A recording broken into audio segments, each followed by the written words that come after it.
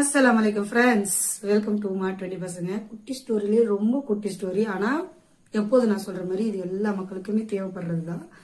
என்னன்னு பார்த்துக்கிட்டிங்கன்னா, ஒரு தெரு நாய் வந்து தெருவில் சுற்றிக்கிட்டே இருந்துச்சான். திடீர்னு ஒரு பெரிய அரண்மனைக்குள்ளே பூந்துருச்சான். வழி தவறி உள்ளே போயிடுச்சான். உள்ளே போன அந்த நாய்க்கு பெரிய ஆச்சரியமா, அந்த நாயை சுற்றி 100 நாய்கள் இருந்துச்சான். பார்த்த உடனே ரொம்ப அதிர்ச்சி ஆயிடுச்சு. அதிர்ச்சி ஆனவொன்னு என்ன பண்ணிருக்கு, ஒரு பார்த்தோன்னு ஒரு மாதிரி சவுண்ட் கொடுக்கல, உருன்னு. அதே மாதிரி அந்த 100 நாய்க்களும் திரும்பி உருன்னுச்சான். இதுக்கு ஒரே கோவம் வந்துச்சான். லொல்னு குறைச்சிச்சான். திருப்பியும் அந்த நாய்க்களும் லொல்னு குறைச்சிருக்கு. இதுக்கு ஒரு பயம் வந்துருச்சு. பயத்துல ரொம்ப வேகமா குறைச்சிருக்கு.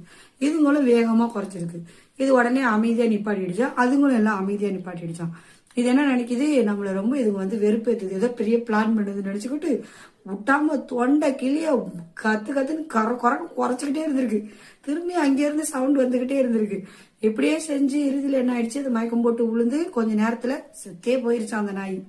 அந்த நாய் மட்டும் கொஞ்சம் யோசிச்சு இருந்துச்சுன்னா அதுக்கு ஒரு உண்மை தெரிஞ்சிருக்கும். அதை சுத்தி அதுக்கு ஆப்போசிட்ல இருந்தது நாய் கிடையாது. இது கத்துனதோட அந்த எதிரொலி தான். அதை சுத்தி வெறும் கண்ணாடிகள் தான் இருந்துச்சு. இதோட சத்தத்தோட எதிரொலி தான் அதுக்கு திரும்ப வந்திருக்கு.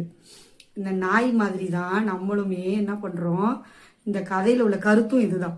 நம்ம என்ன பண்றோம்னா, நம்மளுமே அறியாமையில கோபத்தை கொடுத்துக்கிட்டு இருக்கோம். இந்த உலகம் ஒரு கண்ணாடி போல. நம்ம கோபத்தை கொடுத்தோம்னா கோபம் தான் கிடைக்கும், அன்பு கொடுத்தாதான் அன்பு கிடைக்கும். அப்படிங்கிறது தான் இந்த கதையோட கருத்தா நான் சொல்றேன். நீங்க இந்த கதையோட கருத்துக்களை கமெண்ட் பாக்ஸ்ல சொல்லுங்க. அஸ்ஸலாமு அலைக்கும்.